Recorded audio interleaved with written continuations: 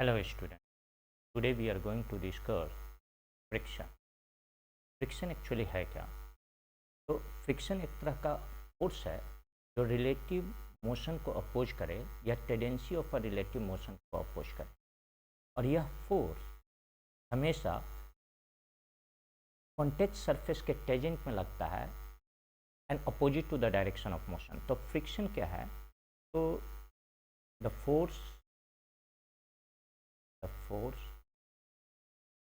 which opposes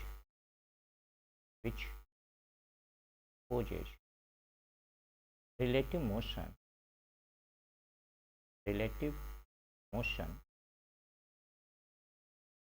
or tendency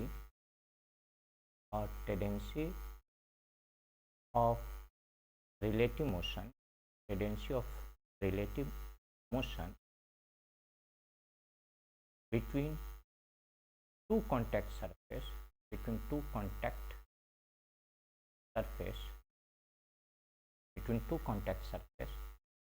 and acts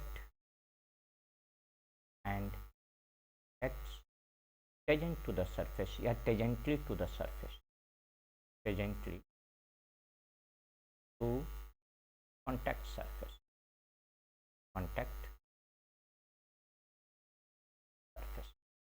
तो friction actually है क्या?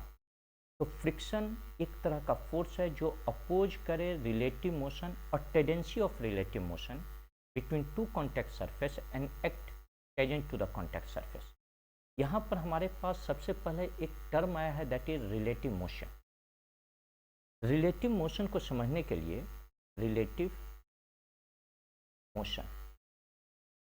मोशन टर्म को समझने के लिए मैं एक सिचुएशन ले रहा हूँ कि सपोज हमारे पास यह कोई एक बॉडी ए है एंड इसके ऊपर एक दूसरा बॉडी बी है। अगर body B 2 metre per second के स्पीड से चल रहा है और body A 6 metre per second के स्पीड से, अगर मैं ये लिख रहा हूँ कि relative velocity of A with respect to B equal to v A minus v B, क्योंकि वी ए का हमारा 6 है -2 and the relative velocity will be 4 metre per second. Now यह every point of this body A will move with velocity 2, every point on the rigid body of a body A will move with speed 6 metre per second. लेकिन यह relative motion किधर लगेगा, यह relative velocity कहाँ लगेगा? तो this relative velocity will always act tangent to this contact surface। इस relative velocity हमेशा इस कॉन्टैक्ट सरफेस के टेंजेंट में और इस डायरेक्शन में, क्योंकि इसी रिलेटिव वेलोसिटी के कारण बॉडी बी और बॉडी ए एक दूसरे के कांटेक्ट में है।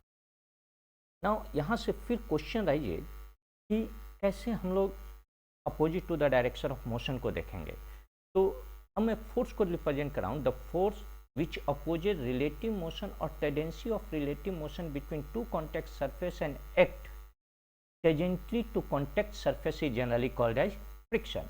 इसके लिए मान लिया कि ये हमारे पास सरफेस और यह बॉडी ए, जो सरफेस एक्चुअल में नेक्ड आई से जो हम सरफेस देख रहे हैं यह सरफेस हमारा स्मूथ दिख रहा है, लेकिन एक्चुअल में जो सरफेस स्मूथ दिखता है वह स्मूथ होता नहीं है, उसमें किसी न किसी तक का इरेगुलरिटी होती है। तो ये हमारे पास इरेगुलर सरफेस, और यह इरेगुलर सरफेस है बॉडी ए का। ये हमारे पास सरफेस, इसका इरेगुलर सरफेस हमारा ये है, दैट इज ये हमारे पास सरफेस। एक्चुअल में फ्रिक्शन दो तरह के हैं, one is called as dry friction, another is called as wet friction. हमेशा वेट फ्रिक्शन सॉलिड फ्लूइड और फ्लूइड के बीच में लगता है, लेकिन ड्राई फ्रिक्शन हमेशा दो सॉलिड बॉडी के बीच में लगेगा। सब्जेक्ट पॉइंट ऑफ व्यू से हम लोग केवल ड्राई फ्रिक्शन पर हैं, यानी द फ्रिक्शन फोर्स जो दो सॉलिड बॉडी के बीच में लगे। इसीलिए मान लिया कि ये हमारे पास एक बॉडी जो एक सरफेस के ऊपर रखा हुआ है। मेरा क्वेश्चन है क्या कि आखिर फ्रिक्शन का कॉज क्या है? तो जो सरफेस हमें स्मूथ दिखता है वह स्मूथ होता नहीं है, उसमें किसी न किसी तक का इरेगुलरिटी होती है। जैसे ही एक इरेगुलर सरफेस दूसरे इरेगुलर सरफेस के कांटेक्ट में आएगा तो यह जो हम्प है एक दूसरे से इंटरलॉक हो जाएगा। यह हम्प जो है एक दूसरे से इंटरलॉक हो जाएगा, यह हम्प एक दूसरे से इंटरलॉक हो जाएगा।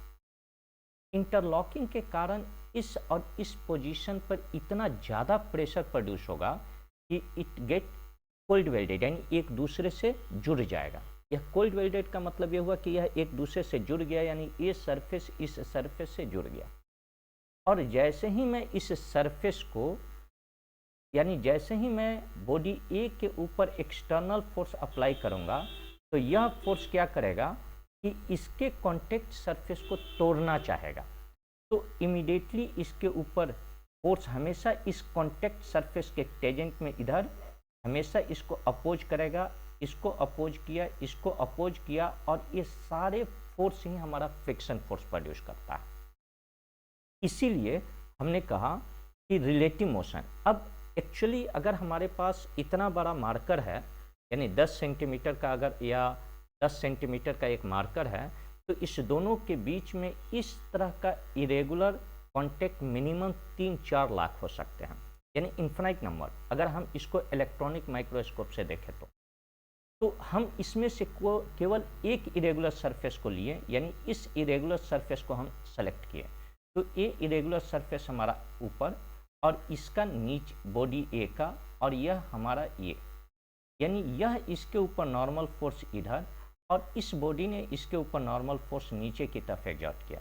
और रिलेटिव मोशन हमेशा इस कॉन्टेक्ट सरफेस के टेंजेंट में लगेगा, जो हमने यहाँ 4 मीटर पर सेकेंड लिया, इसलिए ताकि यह दो बॉडी हमेशा एक दूसरे के कांटेक्ट में रहे।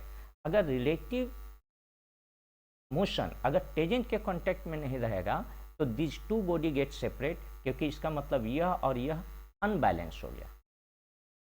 इसीलिए फ्रिक्शन हमेशा इस रिलेटिव वेलोसिटी के अपोजिट डायरेक्शन में लगेगा। तो हमने इसीलिए डेफिनेशन लिखा है, the force which opposes relative motion. अगर यह बॉडी इधर जा रहा है तो इस, यानी इसके कॉन्टेक्ट सरफेस में रिलेटिव मोशन इधर, यानी जैसे ही मैंने फोर्स लगाया तो रिलेटिव मोशन इधर, और friction force will always act opposite to the direction of it. इसीलिए the force which opposes relative motion और tendency of a relative motion between two contact surface and act tangent to it is generally called as friction. Actual तो यहाँ से the surface जो हमें smooth दिखता है, what is the cause of friction? तो answer, जो सरफेस हमें स्मूथ दिखता है वह स्मूथ है नहीं, इसमें किसी न किसी तरह का इरेगुलरिटी है। जब भी कोई एक इरेगुलर सरफेस दूसरे इरेगुलर सरफेस के कांटेक्ट में आया तो यह इंटरलॉक हो गया। इस इंटरलॉकिंग को तोड़ने के लिए जो हम एक्सटर्नल फोर्स अप्लाई करते हैं वही हमारा फ्रिक्शन फोर्स को मेजर करता है, क्योंकि एक जगह से इंटरलॉकिंग ब्रेक होगा या कोल्ड वेल्डेड ब्रेक होगा और दूसरी जगह रिकंस्ट्रक्ट होगा, तो वही फोर्स हमारा किस चीज़ को मेजर करता है? Friction force. इसका मतलब है कि maximum the area in contact more should be the value of friction force. इस सिचुएशन के अनुसार से पॉइंट फॉर्म में maximum the area in contact, maximum the area in contact more should be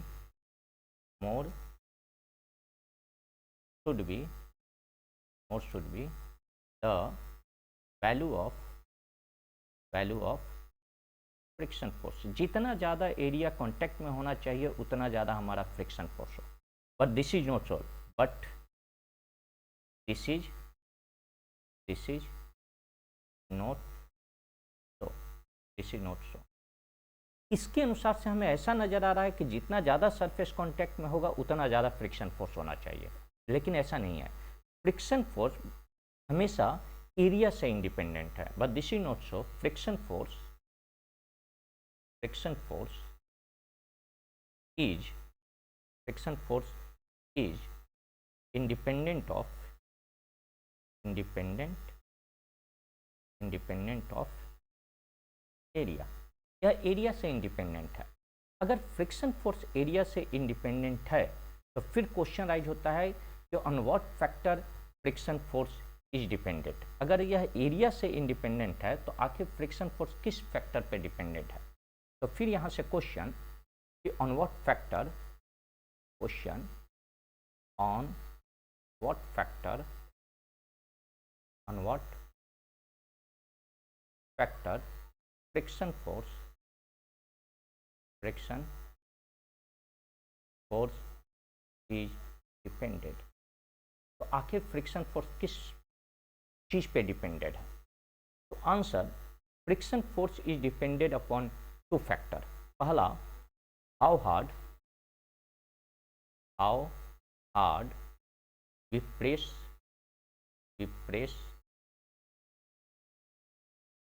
one surface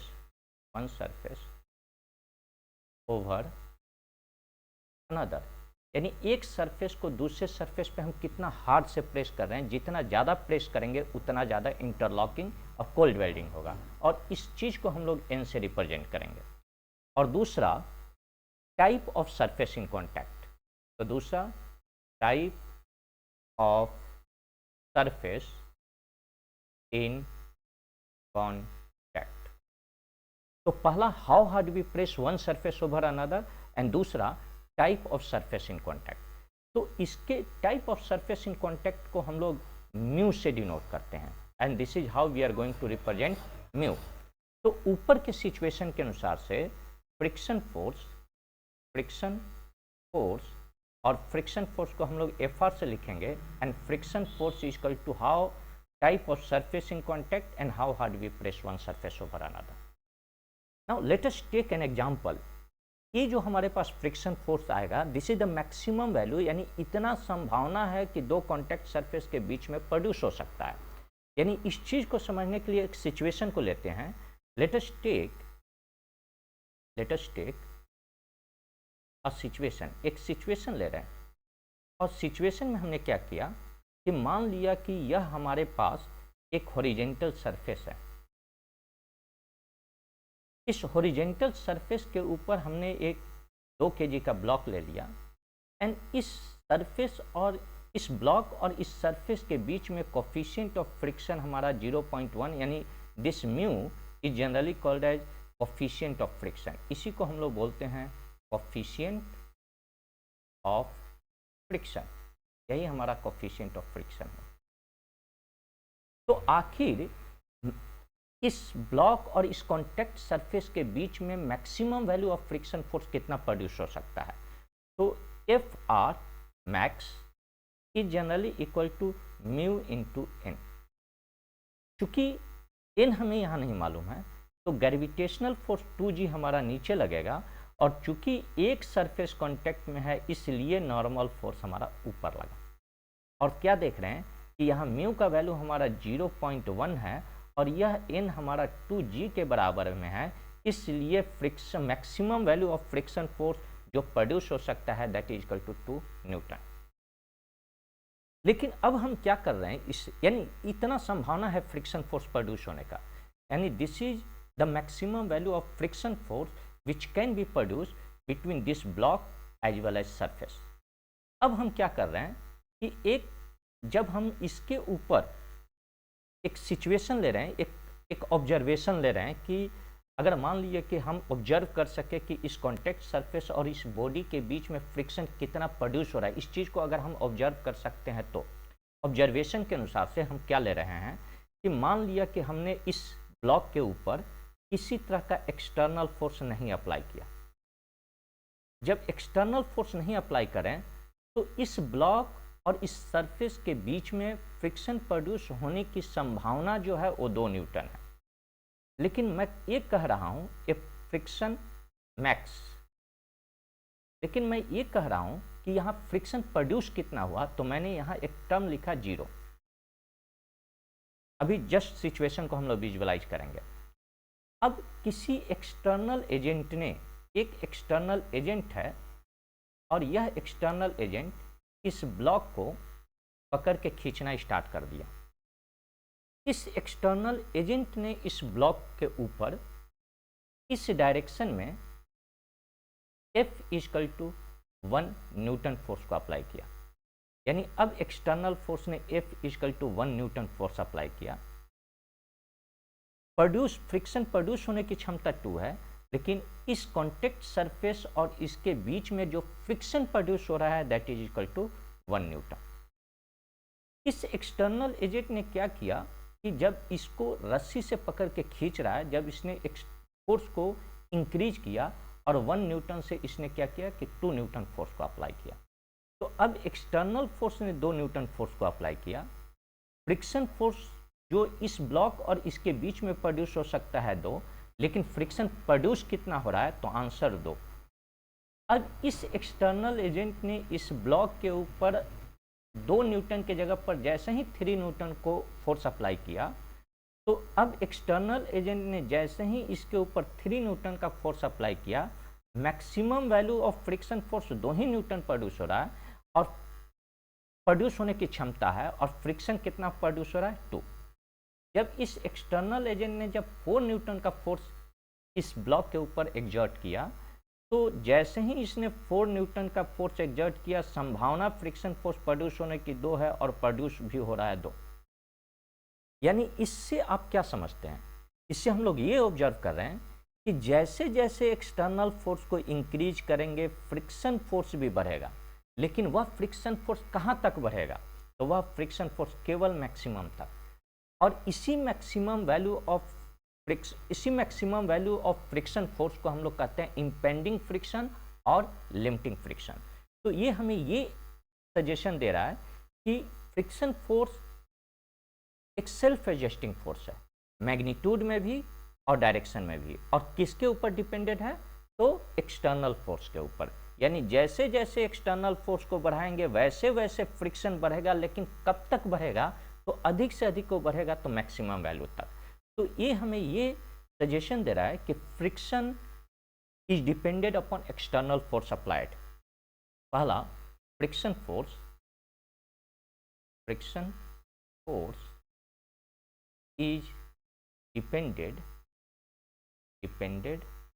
upon external force applied। क्योंकि जैसे जैसे हम external force को अप्लाई करें वैसे वैसे फ्रिक्शन बढ़ा। अगर मैंने एक्सटर्नल फोर्स अप्लाई नहीं किया तो फ्रिक्शन हमारा 0।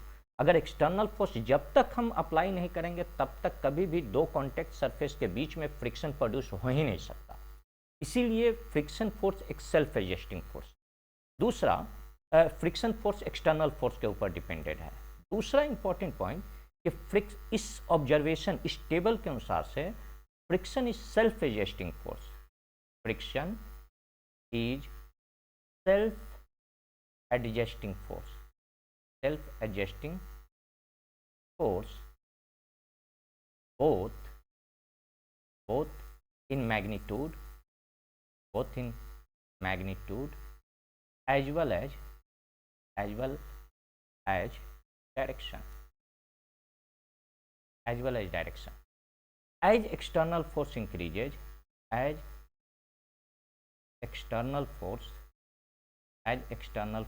increases, friction force also increases। कहाँ तक, तो up to maximum value,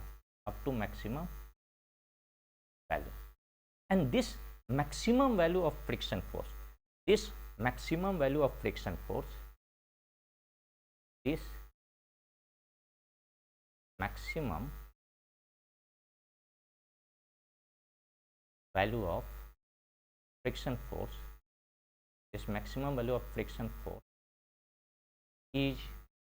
called as limiting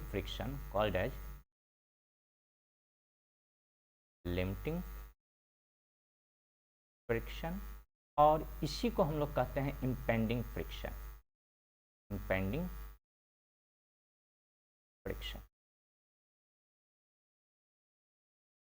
up to this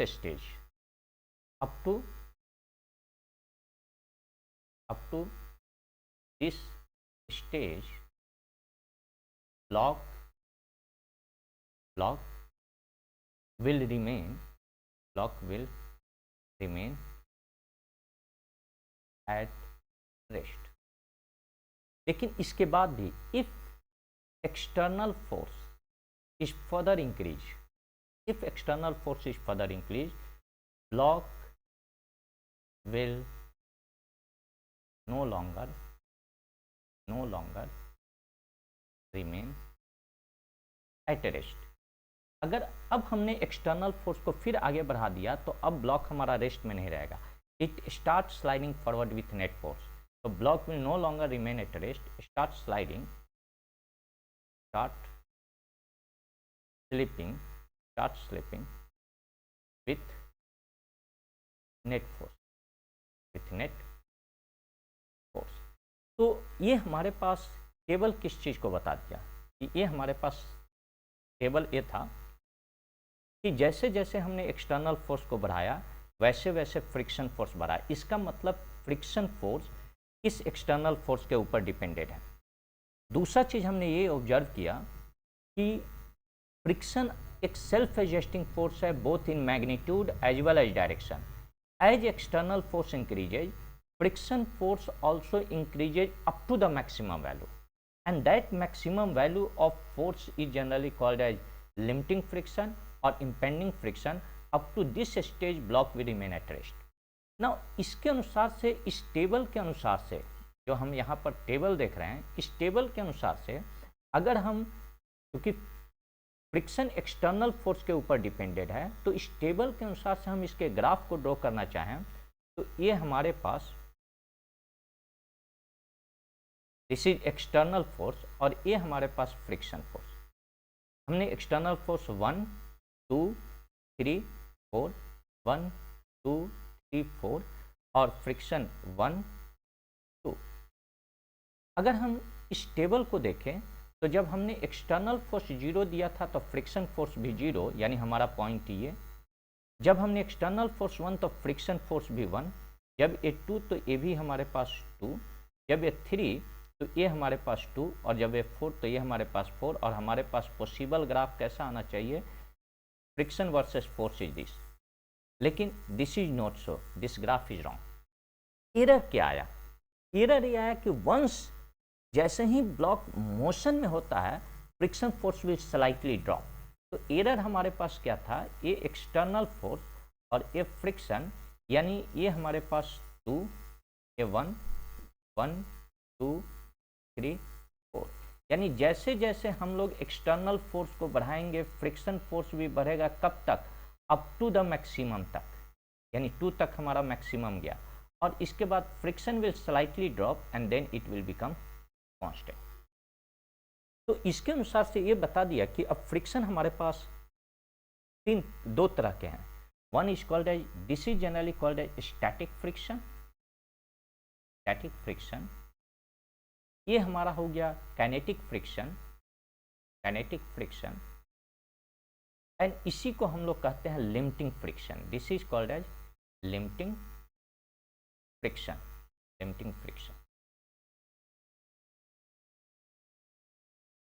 जब भी whenever one body do not slip over the surface of another body, जब भी एक बॉडी किसी दूसरे बॉडी के सरफेस के ऊपर स्लिप नहीं करता है तो उसमें लगने वाला फ्रिक्शन फोर्स होता है, that is static.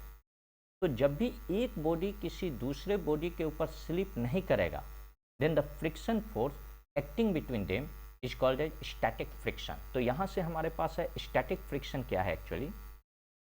Static friction. So when one body do not sleep over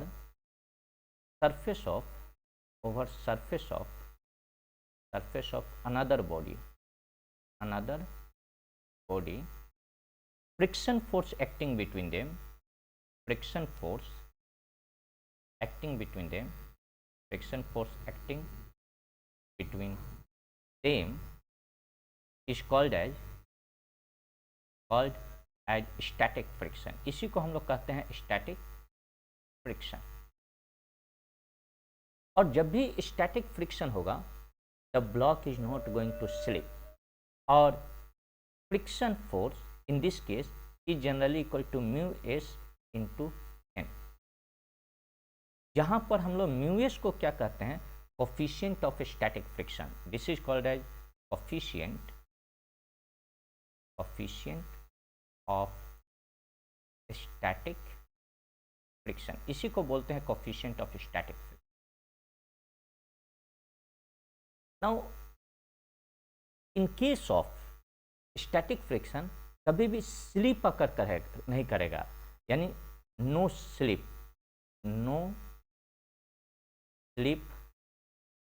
अकर, और कभी भी स्टैटिक फ्रिक्शन में नो स्लिप अकर करेगा। लेकिन ये जरूरी यहाँ पर हम लोग ये ऑब्जर्व करेंगे कि यह जो नो स्लिप के केस में जो फ्रिक्शन फोर्स प्रोड्यूस होगा वो हमेशा लिमिटिंग फ्रिक्शन से कम होगा। अगर हमारा लिमिटिंग फ्रिक्शन के बराबर हो गया, लिमिटिंग क्या है हमारा, this limiting is nothing but maximum value of friction force, और इस maximum value of friction force को हम लोग म्यू एन के फार्मूला से कैलकुलेट करते हैं। तो ये जो फ्रिक्शन प्रोड्यूस हो रहा है ये जरूरी नहीं है कि लिमिटिंग कितना प्रोड्यूस हो, लेकिन अगर उसके बराबर प्रोड्यूस होगा तो that is will be impending slip, यानी about to slip, that is tendency to slip. तो हम लोग केवल स्टैटिक में टेंडेंसी को अभी नहीं ले रहे हैं, इसीलिए स्टैटिक फ्रिक्शन हमेशा क्या होगा कि लिमिटिंग या इम्पेंडिंग फ्रिक्शन से कम होगा। समझने के लिए हम लोग एक सिचुएशन को विजुअलाइज करते हैं। Suppose we have a block, हमारे पास एक सिचुएशन लेते हैं कि सपोज मान लिया कि ये हमारे पास कोई एक ब्लॉक है। Suppose here we have a block जो एक रफ हॉरिजॉन्टल सरफेस पे रखा हुआ है। इस ब्लॉक का मास 2 kg and coefficient of friction इस ब्लॉक और इस सरफेस के बीच में सपोज हमने 0.2 ले लिया। तो इस ब्लॉक और इस सरफेस के बीच का जो maximum value of friction force produce होने की संभावना है, यानी वो प्रोड्यूस होने की संभावना को हम लोग मैक्स कहते हैं या लिमिटिंग फ्रिक्शन, वो हमारा हो गया म्यू एन, एंड म्यू का वैल्यू हमारे पास है 0.2 और एन यानी नॉर्मल इधर, ग्रेविटेशनल 2g इधर, तो ये हमारे पास नॉर्मल 2g के बराबर, that is equal to 4 newton. यानी इस ब्लॉक और इस सरफेस के बीच में जो maximum value of friction force produce हो सकता है वह हमारे पास है 4 न्यूटन प्रोड्यूस हो सकता है। अब हम लोग क्या कर रहे हैं कि एक एक्सटर्नल एजेंट है, यानी यह एक्सटर्नल एजेंट ये धागा, और यह एक्सटर्नल एजेंट क्या कर रहा है कि इस ब्लॉक को एक रस्सी से पकड़ के खींच रहा है। और सपोज इस एक्सटर्नल एजेंट ने इस ब्लॉक को खींचने के लिए यहाँ F = 3 न्यूटन फोर्स अप्लाई किया। जैसे ही इस एक्सटर्नल एजेंट ने 3 न्यूटन अप्लाई किया तो इस ब्लॉक के पास सपोज यहाँ से पकड़ के जब ये खींच रहा है तो यहाँ पर भी टेंशन T, और यह टेंशन इस एक्सटर्नल फोर्स के बराबर हो गया, और इस ब्लॉक के पास टेंशन T और T 3 न्यूटन के बराबर है, तो यहाँ पर भी 3 न्यूटन। तो हम लोग यहाँ पर क्या ऑब्जर्व कर रहे हैं, यहाँ पर हम ये ऑब्जर्व कर रहे हैं कि यह जो एक्सटर्नल फोर्स है, यह जो 3 न्यूटन फोर्स है, ये लिमिटिंग फ्रिक्शन से कम है। तो here T is less than limiting friction, and therefore 2 kg block will not slip on surface. इसलिए यह 2 kg का ब्लॉक इस सरफेस के ऊपर स्लिप नहीं करेगा। फिर क्वेश्चन राइज हो रहा है कि ठीक है, ये 2 kg का ब्लॉक इस सरफेस के ऊपर स्लिप नहीं करेगा, लेकिन यह कितना फ्रिक्शन प्रोड्यूस किया। तो फ्रिक्शन फोर्स किसके ऊपर डिपेंडेंट है, एक्सटर्नल फोर्स के ऊपर डिपेंडेंट है। संभावना तो 4 न्यूटन का है, लेकिन एक्सटर्नल एजेंट ने 3 न्यूटन ही फोर्स लगाया है, इसलिए फ्रिक्शन फोर्स 3 ही न्यूटन प्रोड्यूस होगा। क्योंकि आप यहाँ पर टेबल में देख रहे थे क्या कि जैसे जैसे हम लोग एक्सटर्नल फोर्स को बढ़ा रहे थे वैसे वैसे फ्रिक्शन बढ़ रहा था, लेकिन केवल मैक्सिमम तक। और चूंकि जब हमने 1 न्यूटन प्रोड्यूस किया था तो फ्रिक्शन ही 1 न्यूटन प्रोड्यूस हुआ, क्योंकि मैक्सिमम तक नहीं गया। तो यहाँ पर हम लोग एक्सटर्नल फोर्स 3 न्यूटन अप्लाई किए हैं, इसलिए फ्रिक्शन फोर्स which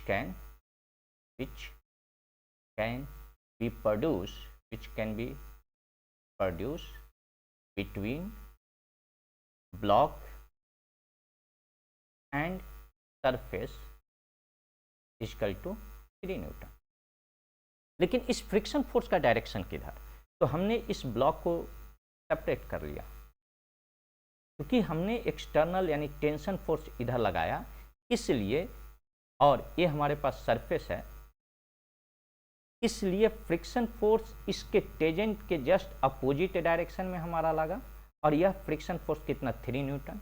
लेकिन force always exist in pair, तो इस ब्लॉक ने इस सरफेस के ऊपर फ्रिक्शन फोर्स हमारा आगे की तरफ लगाया, this is how the friction force will occur.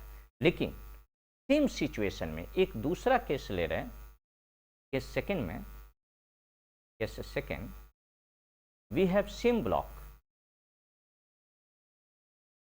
2 kg, coefficient of friction equal to 0.2 जो हमने यहां पर लिया। तो यहां पर हमारा लिमिटिंग फ्रिक्शन इस सरफेस और इस ब्लॉक के बीच में जो maximum value of friction force produce होने की संभावना है वो कितना है हमारे पास, म्यू एन, और ये हमारा आया था 4 न्यूटन जो हमने यहाँ कैलकुलेट किया हुआ है। अब एक्सटर्नल एजेंट ने क्या किया कि इसको खींचने के लिए यहाँ पर इसने 5th फोर्स एग्जर्ट किया, लेकिन इस बार यह 3 न्यूटन है, यह एक्सटर्नल एजेंट इसके ऊपर F equal to 4 newton apply किया। जैसे ही इसने 4 न्यूटन अप्लाई किया, तो जिस पॉइंट पर पकड़ के एग्जर्ट करा यहाँ पर टेंशन T, और इमीडिएटली यहाँ से यहाँ एक ही रस्सी है, तो इसलिए यहाँ पर भी टेंशन T, और यह T का वैल्यू 4 न्यूटन। और इस बार हम लोग क्या ऑब्जर्व कर रहे हैं कि T is generally equal to this limiting friction, क्योंकि यह T भी 4 न्यूटन है और यह लिमिटिंग फ्रिक्शन भी हमारा, यहाँ T भी हमारा 4 न्यूटन है और यह लिमिटिंग फ्रिक्शन भी हमारा 4 न्यूटन है। एंड इसी स्टेज को हम लोग कहते हैं इम्पेंडिंग स्लिप।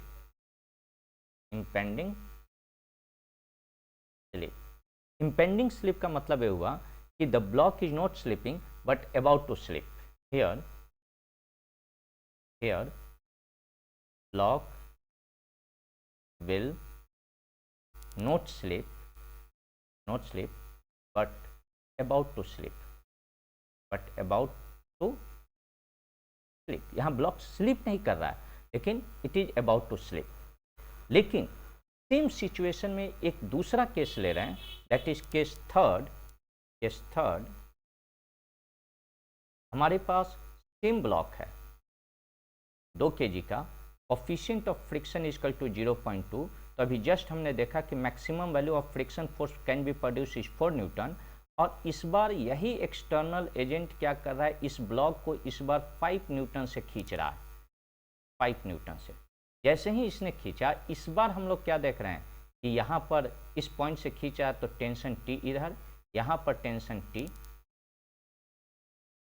तो हम लोग इस बार क्या ऑब्जर्व करें कि T is generally equal to 5 newton और T is greater than maximum value of limiting friction, and therefore इस बार the block will slip on the horizontal surface with net force.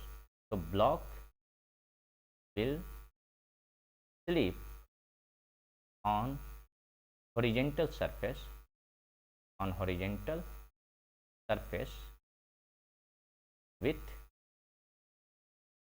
Net force, और यहाँ friction हमारा contact और इसके just opposite direction. तो this is how, किस case में हमारा बॉडी स्लिप नहीं कर रहा, कब स्लिप कर रहा है, अबाउट टू स्लिप, और कब हमारा स्लिप किया। नाउ इस सिचुएशन को अब हम लोग क्वेश्चन के फॉर्म में यूटिलाइज करते हैं। क्वेश्चन दिया क्या कि फाइंड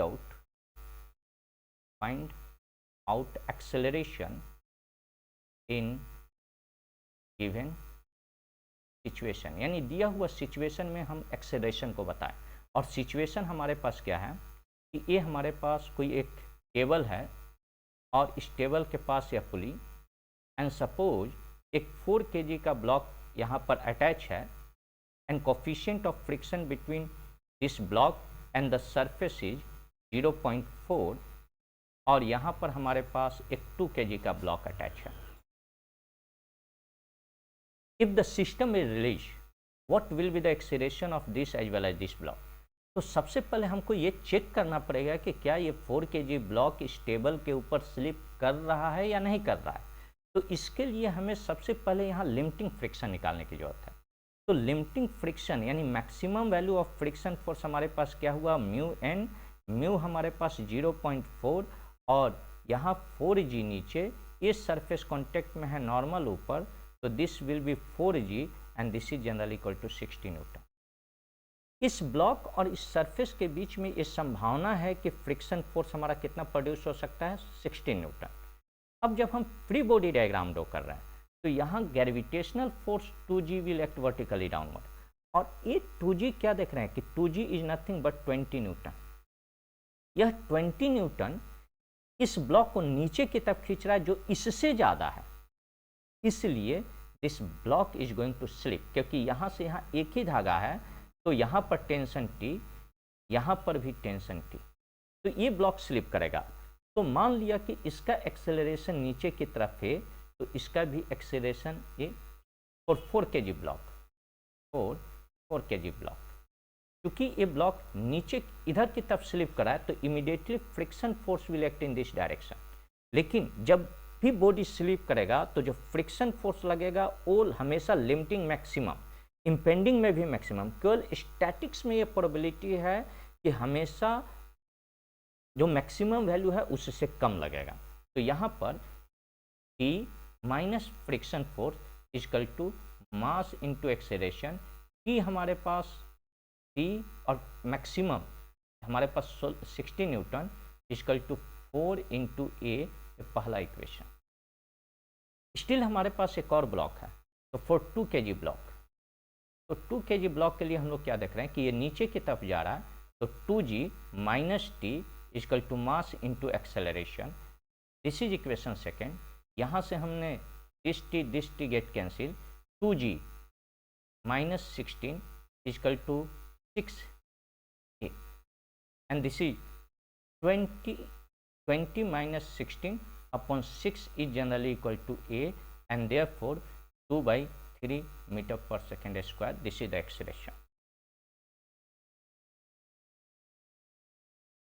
क्वेश्चन फिर राइज हो रहा है कि what will be the value of friction force exerted by the block on the table. तो चूंकि फ्रिक्शन फोर्स हमेशा पेयर में अकर करता है तो यह ब्लॉक इस टेबल के ऊपर इस डायरेक्शन में फ्रिक्शन फोर्स एक्सर्ट करेगा, लेकिन magnitude of friction force will remain same. तो यहीं पे फ्रिक्शन फोर्स